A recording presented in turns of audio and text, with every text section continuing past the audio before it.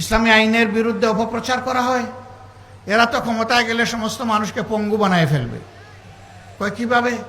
বলে যে এই দেশের মানুষ, বেশিরভাগ মানুষ জনগণের সম্পদ চুরি করে, তো বেশিরভাগ মানুষের হাত কাটা যদি যায় তাইলে তো এই সমাজটা হাত কাটা বাহিনীর সমাজ হয়ে যাবে। না, হাত কাটা যাবে। এই আইন জারির পরে এই ধরনের অপরাধ যারা করবে তাদেরকে বলে দেওয়া হবে এখন থেকে এই অপরাধের সাথে যাদেরকে পাওয়া যাবে তাদের ক্ষমা নেই।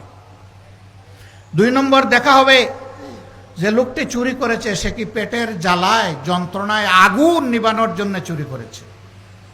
যদি এমন হয়, রাষ্ট্রের দায়িত্ব হবে আগে তার আগুন নেবানো, হাত কাটানো, আগে তার বৈধ আয় উপার্জনের ব্যবস্থা করে দেওয়া।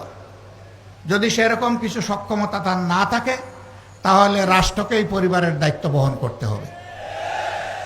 এরপরে লোভের বশবর্তী হয়ে কেউ যদি চুরি করে তাহলে 2-1টা হাত কাটা যাবে, প্রকাশ্যে, গোপনে নয়, যাতে সারা দেশবাসী এটা থেকে শিক্ষা নেয়।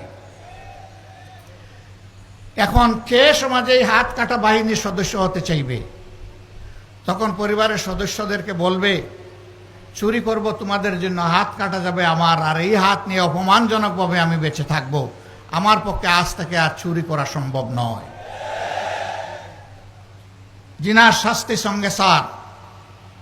বলে যে সব মানুষই তাইলে মারা যাবে, এরকম গোপনে ছুটিয়ে প্রকাশ্যে কত ধরনের জিনা হচ্ছে। হ্যাঁ, ওরকম 2-1 জনের শাস্তি হলে বাকিরা তওবা করে আড়ালে চলে যাবে ইনশাআল্লাহ। মা বোনরা নিরাপদ হয়ে যাবে।